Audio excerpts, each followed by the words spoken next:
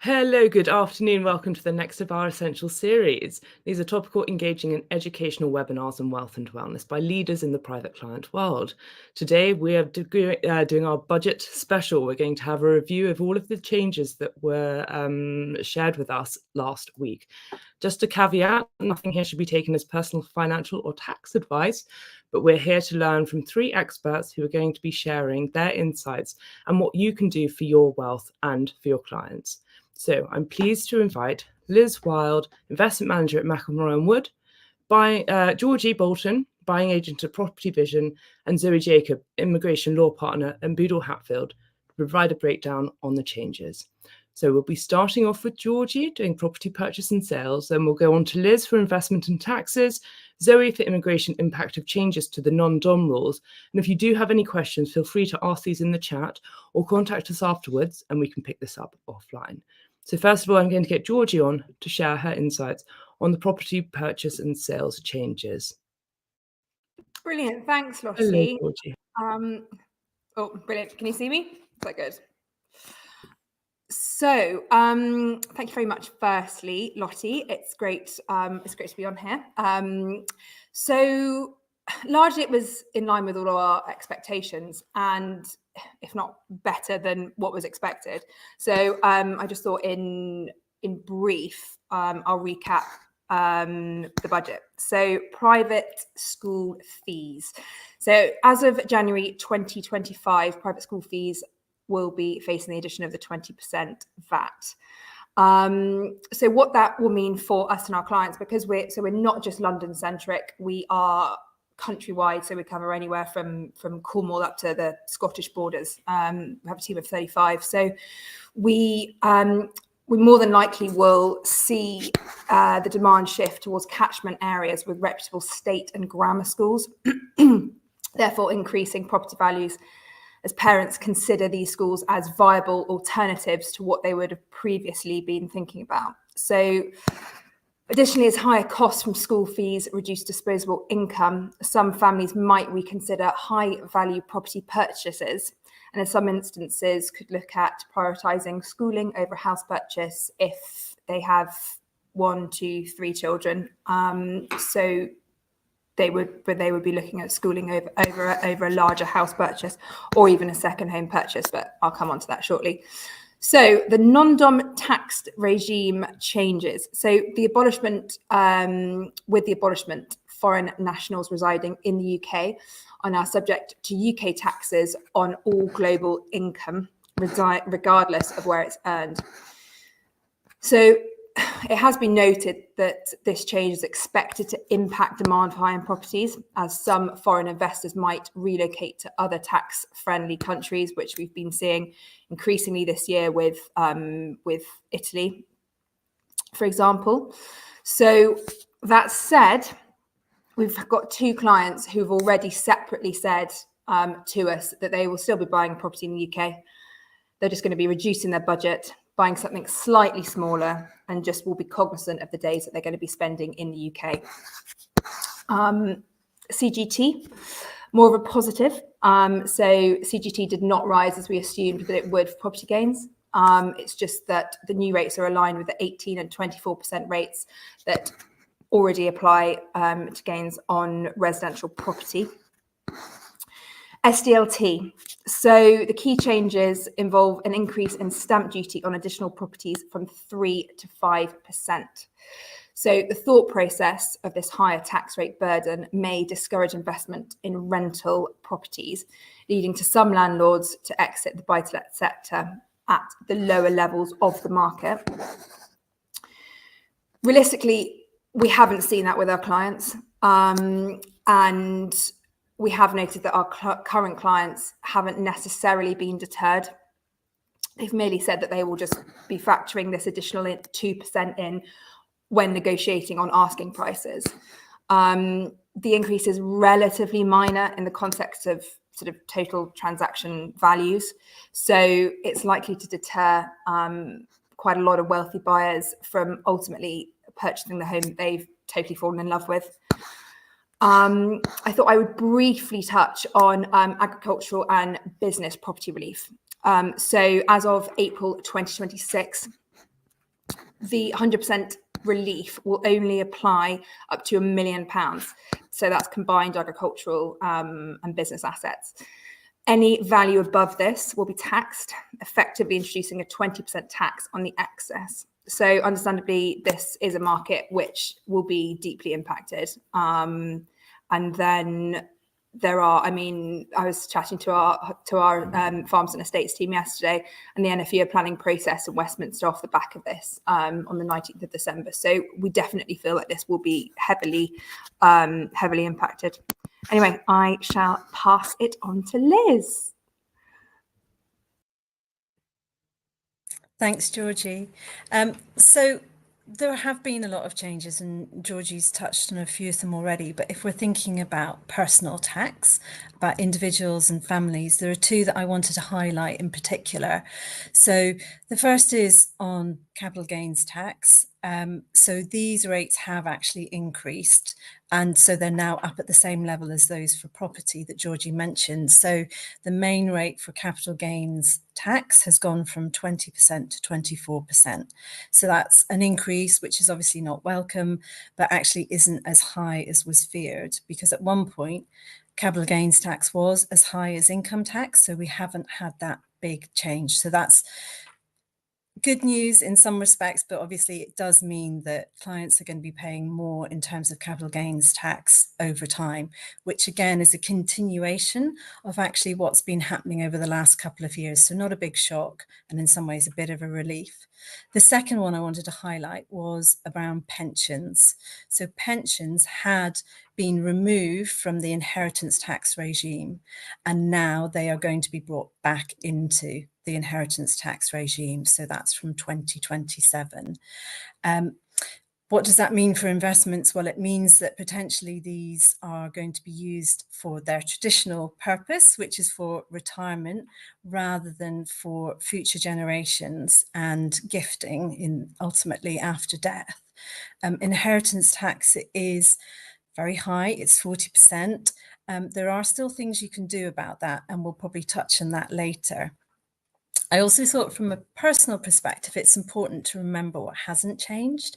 So there was no change to income tax, that's remained the same. And also when we think about other tools that we can use, ISA allowances, so those are the individual savings accounts where there's no income tax, there's no capital gains tax, and essentially every adult can tuck away £20,000 each year. Or for children, for the junior ISA, you can tuck away £9,000 a year. These limits and allowances have remained the same. So that's something that everybody should be doing wherever possible. And then also back on pensions, there haven't been any other major changes. So it's still very useful to make pension contributions. That's a good way for you to build up investments for the future. So just to round up, I thought it was important to remember when you're thinking about your investments and your money and planning is what can you control and what can you influence? So we've got some clarity on the tax regime for the foreseeable future. And what it is important to do is to talk to your trusted professional advisors. So whether that's accountants, lawyers, investment managers, property experts, and Lottie can make those introductions for you if you don't already have people that you're happy with. Their job is to guide you through these periods of change. And it's important to be proactive, but also not reactive. So there's a lot of technical detail in the budget, and it will take advisors some time to understand that and help you guide your way through that. So I'm going to hand over to Zoe, because I know she's got some interesting things to say about non-DOMs and the changes there. Thanks, Liz. Yeah, so I want to talk a little bit about the budget and the context of immigration. And so this budget was much anticipated from the point of view of those of us who work with high net worth international clients, because as was set out by the Conservatives quite some time before the budget, there was a plan to get rid of the age-old non-dom regime. And that plan has been followed through by the Labour government. And we are now in a position where from the 5th of April 2025, we will no longer have a non-dom basis for coming to the UK. And instead, the regime will be based on residence.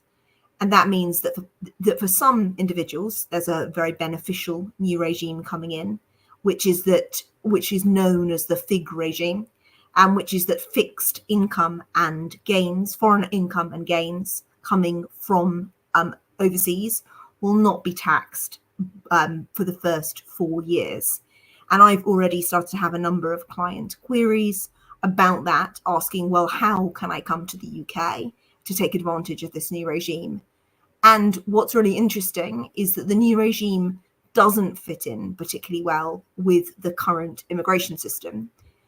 And the reason for that is there is a mismatch between the 4 years that you are allowed to come to the UK and take advantage of the FIG regime, and the 5 years that it takes to come to the UK and obtain indefinite leave to remain, or otherwise known as permanent residence.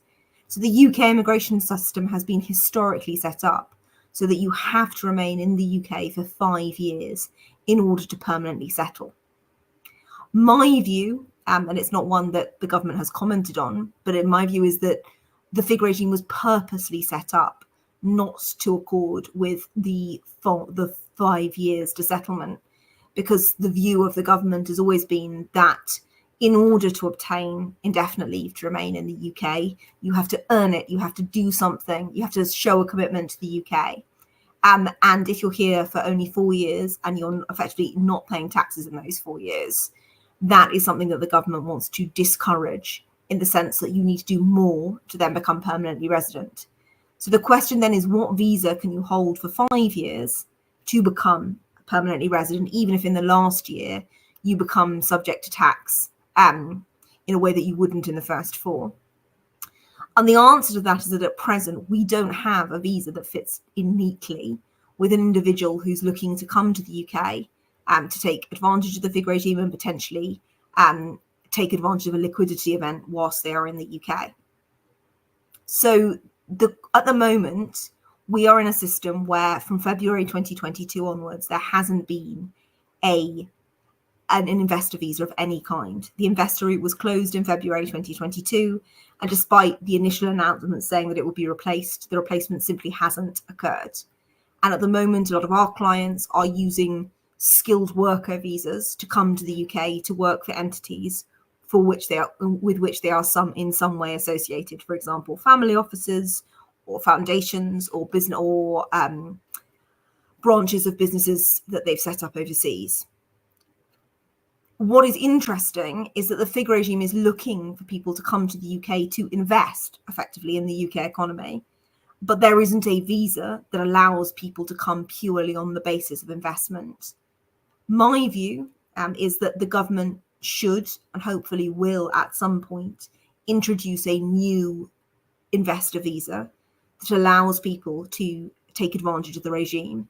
And turning to the 4-year, 5-year point, it would be sensible to introduce a visa that had 4 years initially, and if you want to do that, and an investment program for that 4 years, and if you wanted to get that fifth year that leads you to settlement, then you would have to make an additional investment, and that would help make the UK's taxation policy and its immigration policy coherent.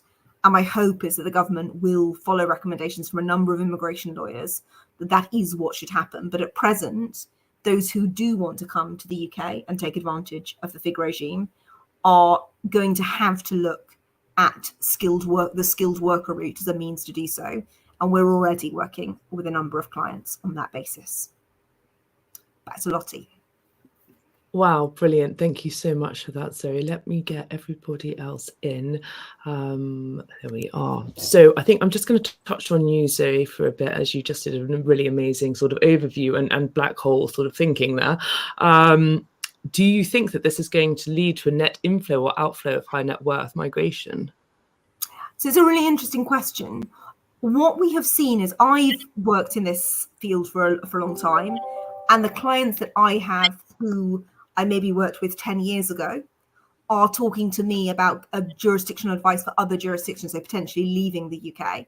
because they're concerned about the IHT changes, which we haven't touched on today.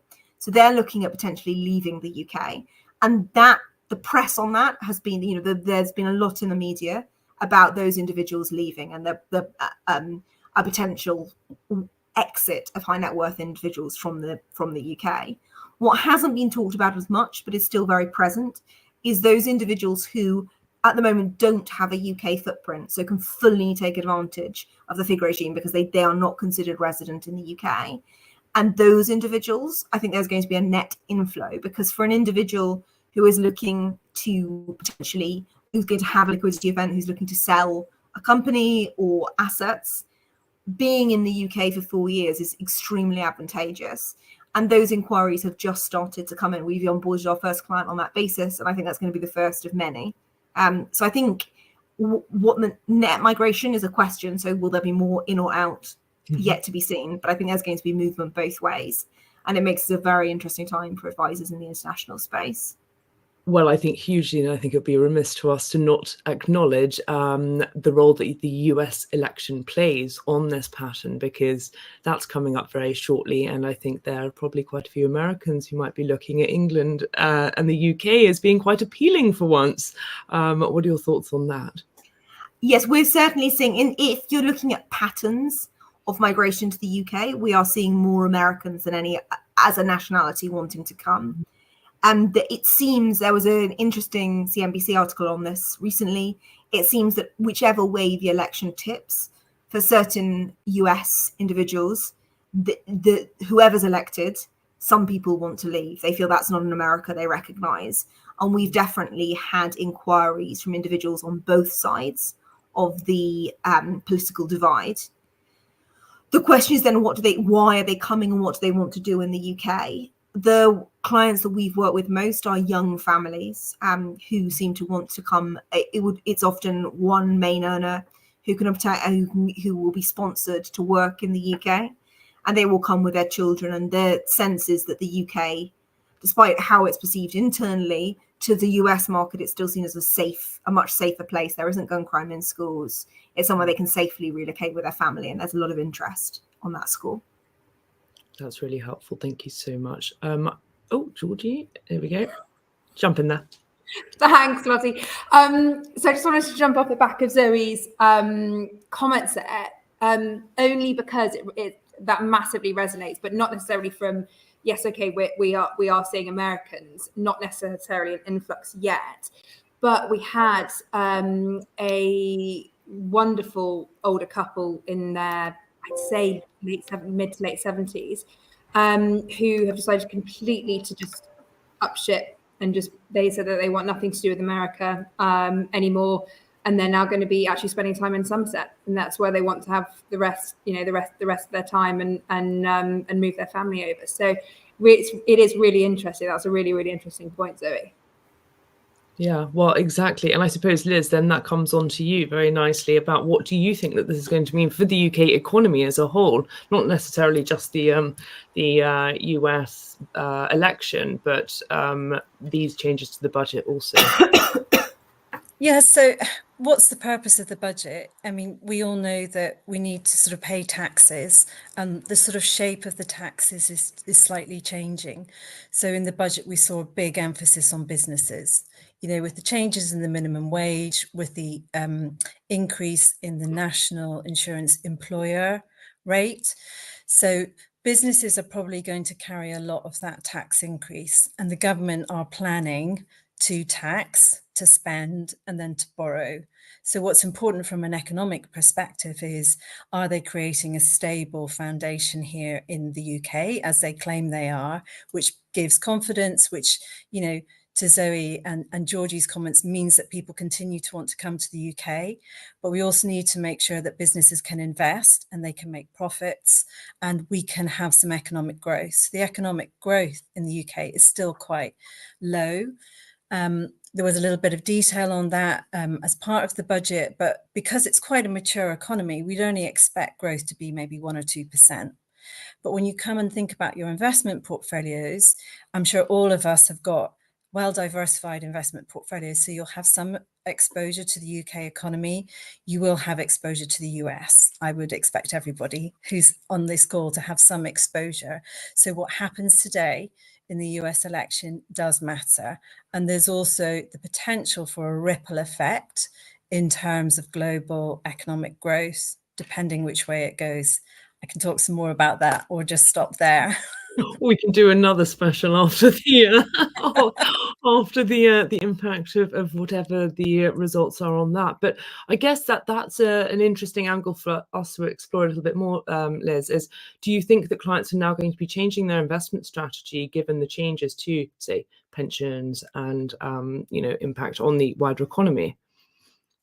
So definitely pensions. So that's a big change because a long time ago, when I started out, pensions were all about retirement. You put the money away and then you would spend it in your retirement. But because pensions had been taken out of people's estates, people then saw them as a really attractive way for future generations to give money through the pension scheme. So now that they're going to come back in, that means the investment strategy you might take for your pension will change as you age. Really, it normally does, but quite often people have been taking quite a lot of risk because they know that if they go through a weaker period of economic growth and stock markets are weaker, actually because it's for the next generation and not to fund their income in retirement, they're quite comfortable doing that. So pre-budget, there was quite a lot of activity with people being concerned that there would be a change to the tax-free lump sum that you could take out of a pension. So at the minute you can take out 25% up to a nominal level. That has not changed. So again, that's good news because sometimes people use their pensions very wisely, build up a lot of money in there, and they're planning to do something with that tax-free lump sum. So the government hasn't made a change there. So that's still there. But if you're now thinking about it for retirement rather than next generation, there's definitely conversations around how you invest that money. And likewise, when you're looking at the overall structure of your assets, so do you want to use trusts? So Zoe and her colleagues at Boodle Hatfield, I'm sure, are having other conversations.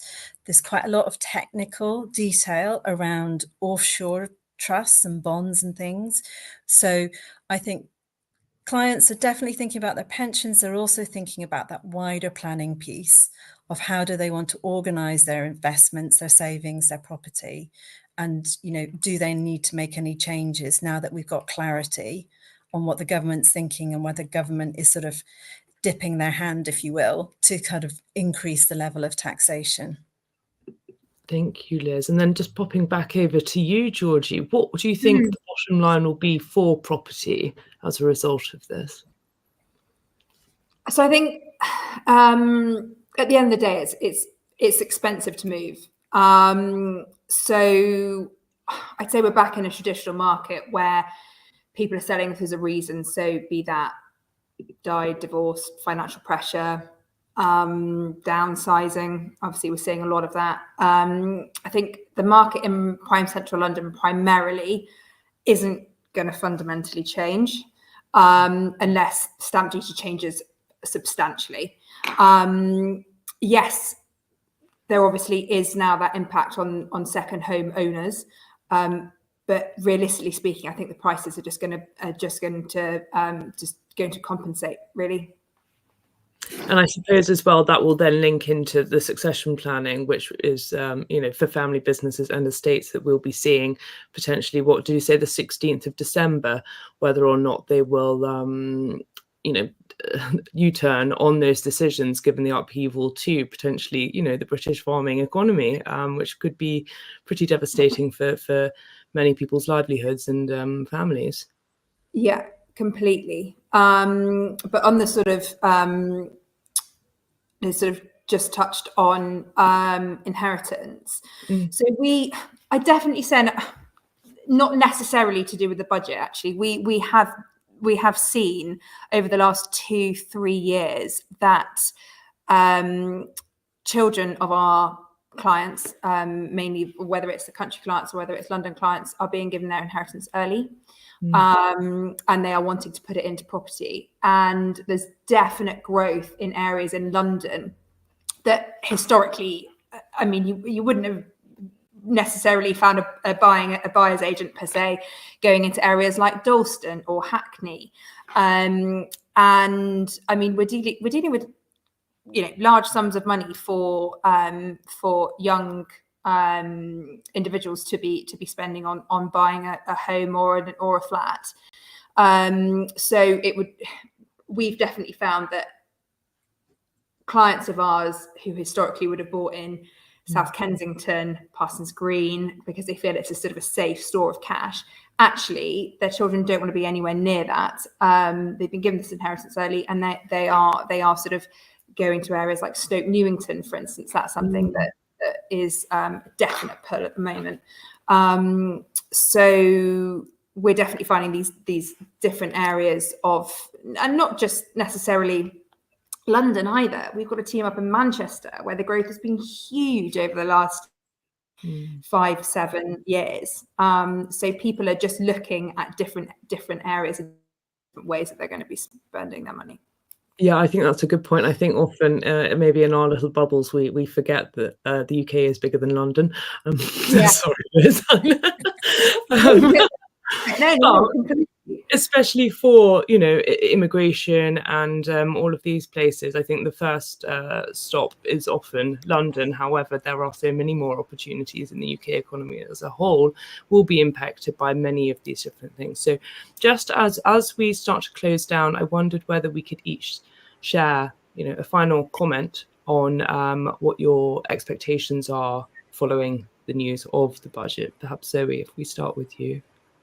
Yeah, of course. I mean, for me, I think what we're going to see is many more inquiries about migration generally. So I think this is a budget that is going to cause people to leave the UK, and it's a budget that's going to cause people to want to come into the UK.